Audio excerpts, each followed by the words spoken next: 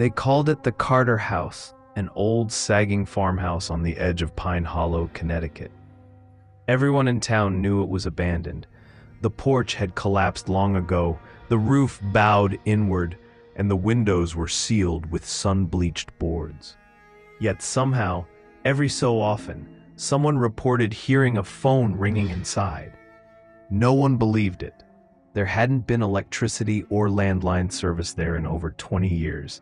But when I moved to Pine Hollow for a quieter life, I began hearing it too, always at night, always from the same direction.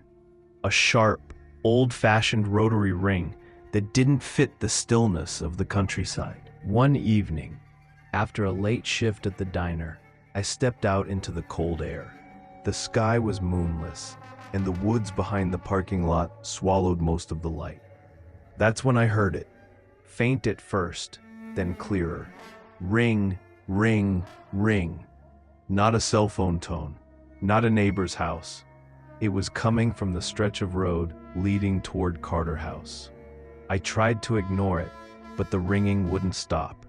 It followed me as I walked to my truck, chasing me like a sound with purpose. I told myself it was just the wind, or maybe a prank. Still, the noise crawled under my skin until I couldn't shake it anymore. For the next week, the ringing continued. Not every night, but often enough to unsettle me. Sometimes it sounded close, sometimes far. Once while lying in bed, I swore it echoed right outside my window, even though the house had no working lines. I asked a few locals, but they brushed it off. Kids messing around, they said, or your imagination.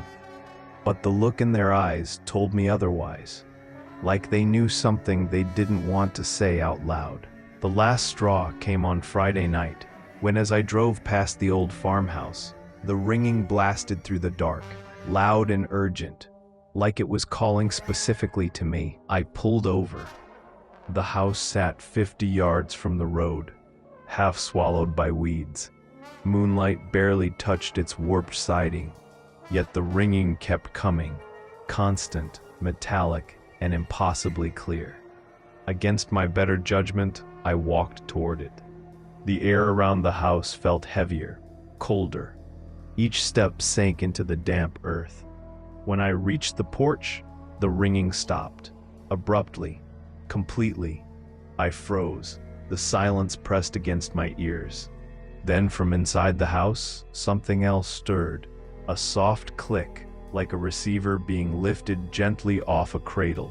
I felt the hairs on my arms rise. The door hung crooked on rusted hinges. When I nudged it open, it scraped against the warped floorboards, releasing the stench of damp wood and old dust. The interior was almost empty, but in the center of the room sat a small table, and on it, a black rotary phone, untouched by weather, not covered in dust, completely out of place. I stared at it, heart thudding. That phone shouldn't exist, and it definitely shouldn't ring. I stepped closer, testing the floor with each cautious movement. The phone was silent now, but the air felt charged, like something was waiting. Then the phone rang. Loud, violent. The sound tore through the house, bouncing off the cracked walls.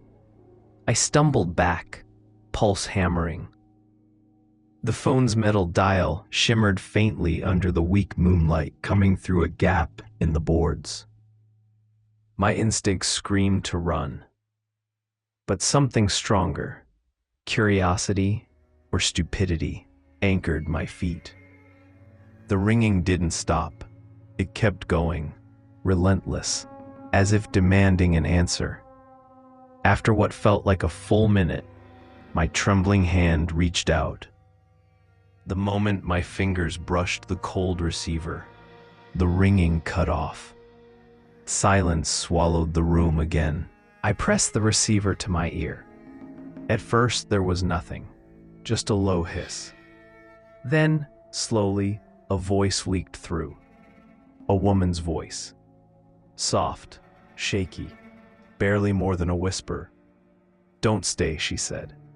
"He hears you." My breath caught. "Who?" I whispered back. But she didn't answer directly. I heard rustling, then what sounded like someone breathing right next to the phone on her end.